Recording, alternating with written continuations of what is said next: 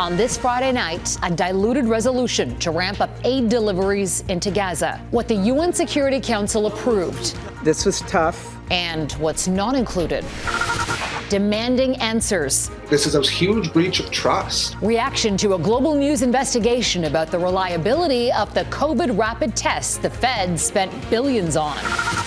And the British teen missing for 6 years tells his story.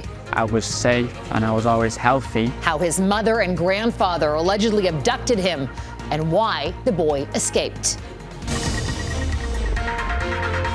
Global National with Farah Nasser. Good evening to you. Thanks for joining us. After days of delays, the UN Security Council has passed down a watered-down version of a resolution to boost humanitarian aid to Gaza. It calls for urgent steps to allow safe and unhindered humanitarian access. But the big question is, will it make a difference on the ground? Israel has ignored UN resolutions in the past, and for some, the language in this one doesn't go far enough. This resolution is a step in the right direction. It must be implemented and must be accompanied by massive pressure for an immediate ceasefire. I repeat, immediate ceasefire. And the help can't come quickly enough. Palestinian health officials in Gaza now say the death toll there has surpassed 20,000. That's nearly 1% of Gaza's pre-war population. It says 70% of those killed are women and children. Jackson Proskow now on the crisis and the resolution to help. The desperation in Gaza is unfathomable. With more buildings reduced to rubble by Israeli airstrikes, food and water are so limited, the UN warns there's a risk of widespread famine. This is brutal, says this man whose relatives were killed. I'm asking if the UN can accept this. After days of intense negotiations, the UN took the first steps toward relief. There must be an international response. The Security Council passed a watered-down humanitarian resolution. This was tough, but we got there. It calls for a major and immediate increase in aid to Gaza. Today, this council provided a glimmer of hope amongst a sea of unimaginable suffering. The resolution does not demand a ceasefire, nor does it condemn the October 7th attack by Hamas. Abstentions? Both the U.S. and Russia abstained to allow it to pass. Let's not reject this resolution. The deal was brokered by the United Arab Emirates and falls far short of what the UN Secretary General says is needed. The real problem is that the way Israel is conducting this offensive is creating massive obstacles to the distribution of humanitarian aid inside Gaza. Israel is not yet ready to change course. The operation is gradually completing the goals we set, said Israel's defense minister, as civilians in central Gaza were told to move further south. Gaza's health ministry says 20,000 people have been killed and another 53,000 wounded. Canada has said it will grant extended visas to families of Canadian citizens and permanent residents in Gaza to help them flee. If aid can flow through, it may ease some of the immense suffering.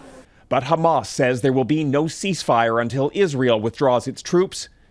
Israel says that will not happen until Hamas surrenders. Jackson Proskow, Global News, Washington.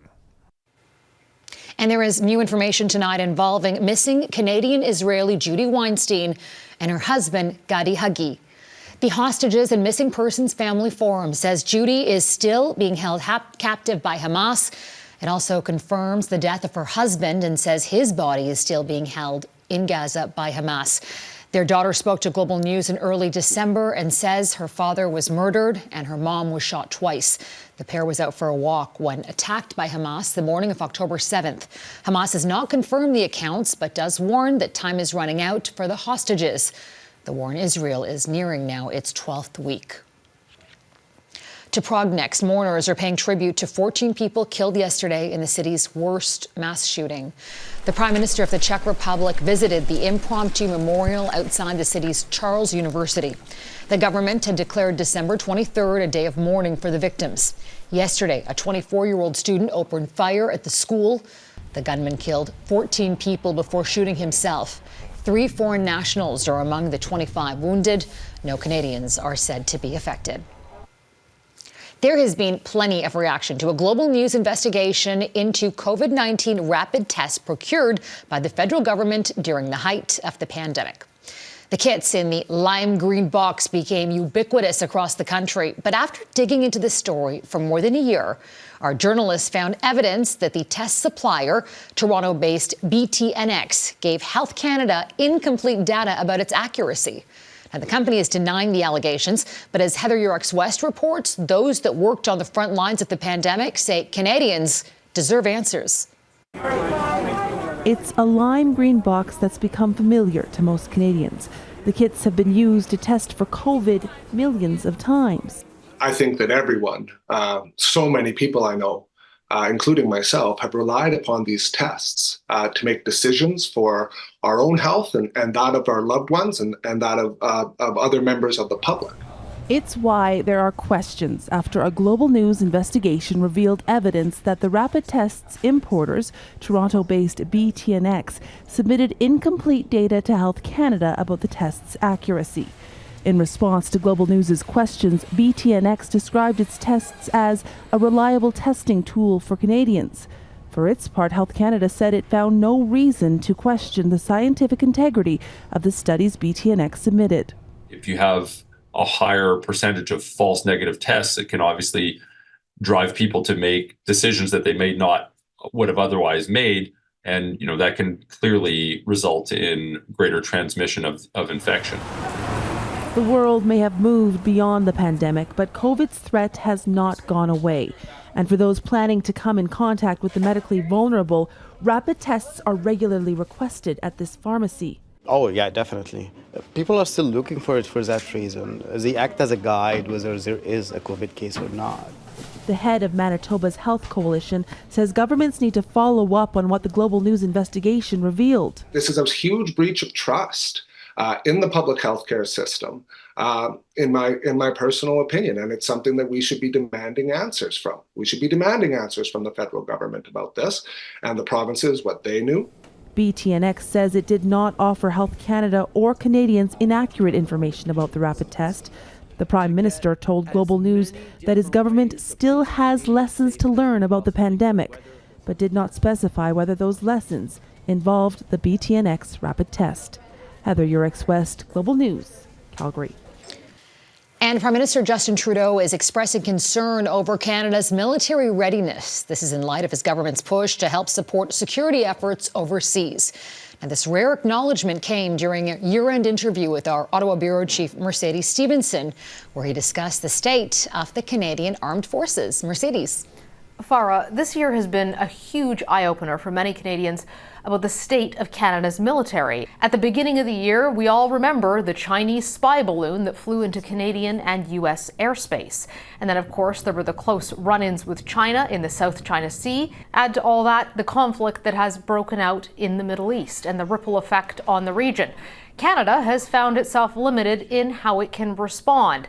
As Houthi rebels have targeted ships transiting the Red Sea, the Canadian government has been restrained to sending only a handful of personnel to Operation Prosperity Guardian instead of a full ship because we simply don't have one available. In my year-end interview with Prime Minister Justin Trudeau, I asked him about the Canadian military's readiness.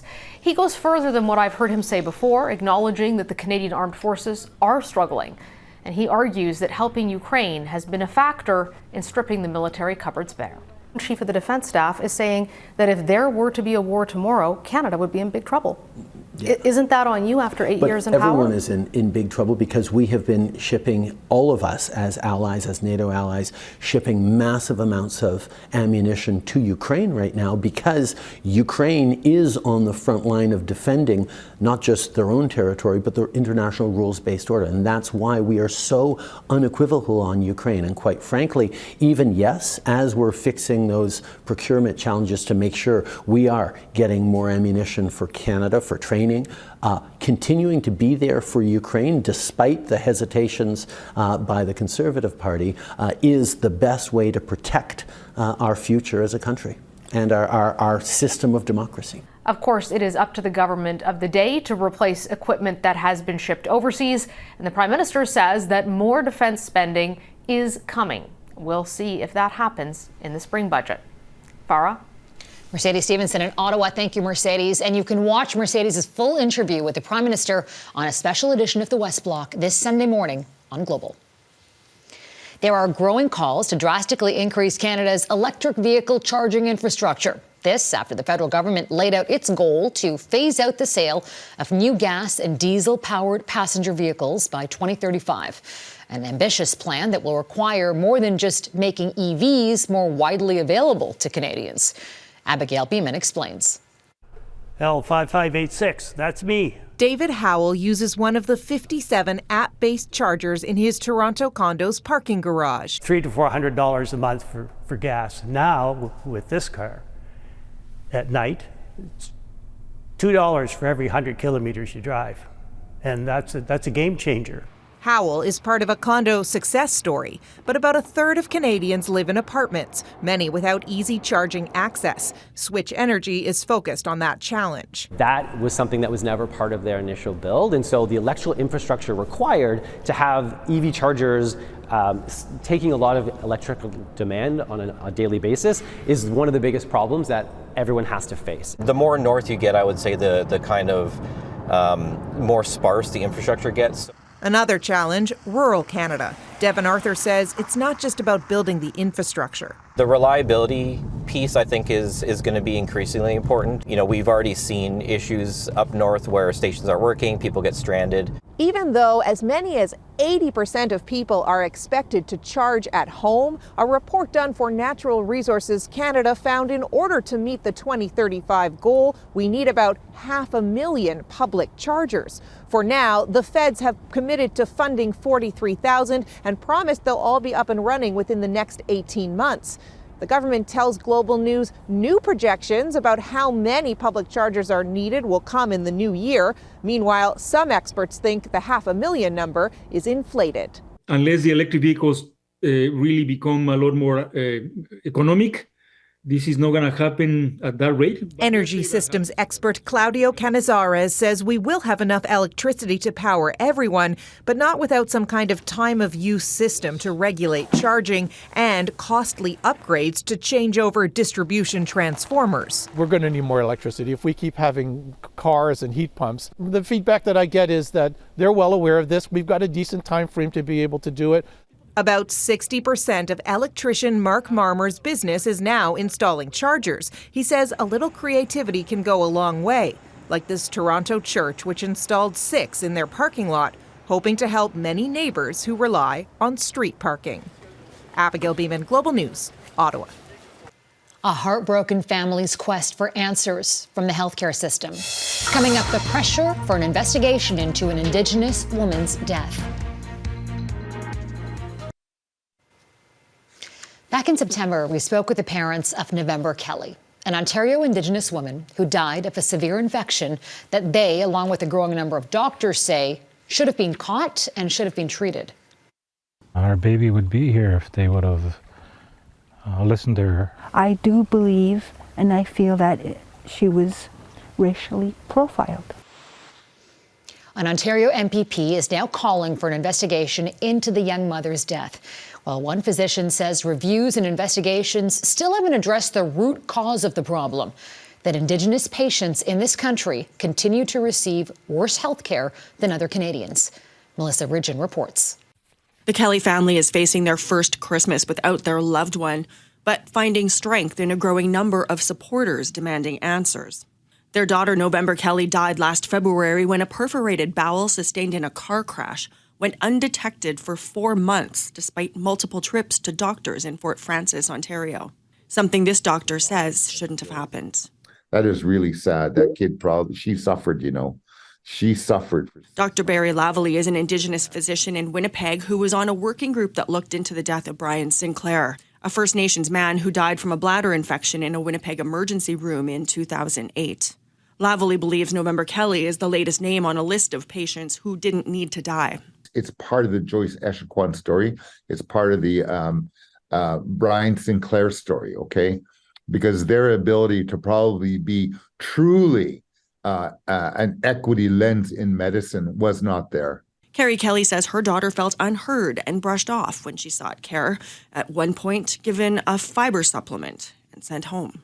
It was hard for me to get her to go because of the way she was treated when she would go. Sol Mamakwa is the NDP's Indigenous Affairs critic in Ontario. Racism kills. Discrimination kills. Colonialism kills. And I think that this is a prime example. Mamakwa wants Ontario's Indigenous Affairs Minister Greg Rickford to press for a broader investigation than the one that is underway by the Health Authority in Fort Frances. Rickford hasn't responded to Global News on whether he would do that. The Ontario College of Physicians and Surgeons confirms that they've received a complaint about the care that November Kelly received. But Mamakwa says everyone who had contact over those many months should be part of an investigation, not just doctors, believing the entire system failed November. The intent would be that it does not happen again. The Kelly family hopes 2024 will bring them answers. Melissa Ridgen, Global News, Winnipeg. He was missing for 6 years. So what happened? Ahead, a British teen's mysterious journey back into society.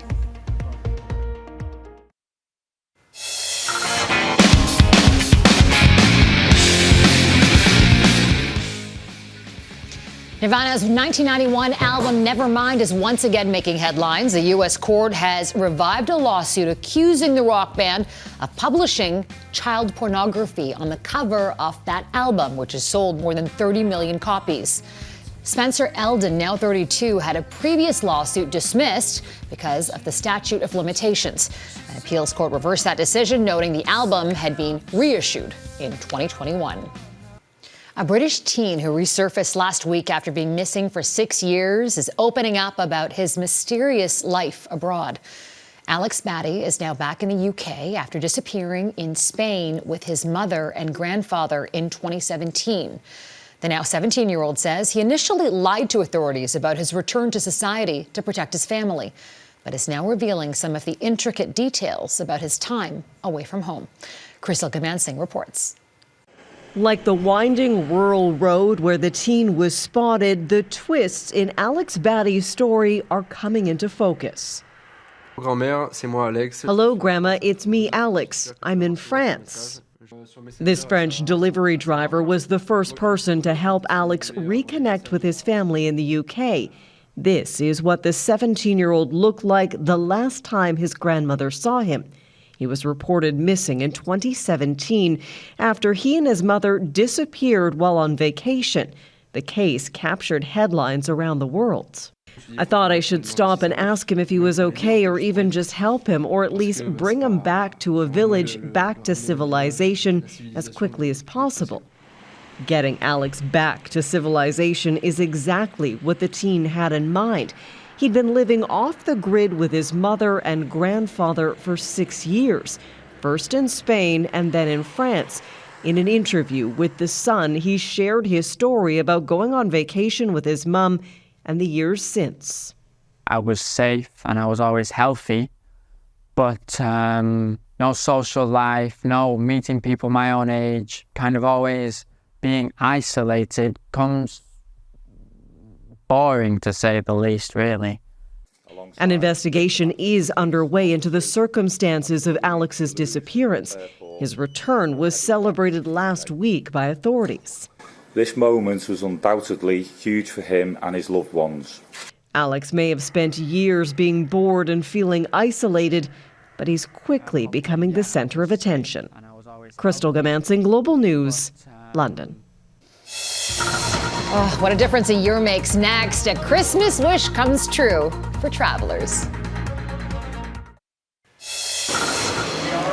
Today is expected to be the busiest shopping day of the year, making it a bad time for payment processing machines to go down. But that's what happened. Moneris confirmed this afternoon that it was experiencing a service degradation. So shoppers that were trying to use credit or debit cards were unable to complete transactions across Canada. The problem has now been fixed. And the Friday before Christmas is also known as the busiest travel day of the year. Many Canadians with memories of the chaos of last year are pleasantly surprised to see fewer disruptions and delays this year. As Neetu Garcha reports, milder weather is helping ensure this holiday goes a little smoother. Jingle bells, jingle all the way. The busiest travel day of the year is usually synonymous with stress. But this year is different for many like the Robertsons. It's fun to hang out at the airport at Christmas. At the Calgary airport, she welcomed her son, who says his journey from Ontario was all smooth. This couple on a layover heading back home to BC from Palm Springs says the same. Last year we spent 3 days here in Calgary with the weather, so we're just really thankful that it's much better. At Vancouver International Airport. So far so good, yeah, I'm surprised. After last year's severe weather-induced holiday travel chaos with cancelled flights, missing baggage, and passengers stuck on planes, YVR's CEO says lessons were learned. Everything from new technology and equipment on the airfield to new processes with our airlines in terms of how they move and handle aircraft and move baggage. At Toronto Pearson International Airport, staffing levels and snow removal equipment have been ramped up from last year. So far so good. We're just tired, but looking forward to some warm weather. Easy day, hopefully.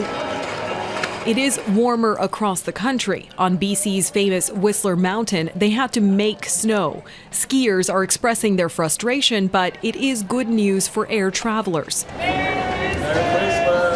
Despite the lack of disruptions and delays seen last year, volume is higher at many airports, reminding passengers to plan accordingly and to be patient. Or as this duo does, make the most of the time. Neetu Garcha, Global News, Vancouver.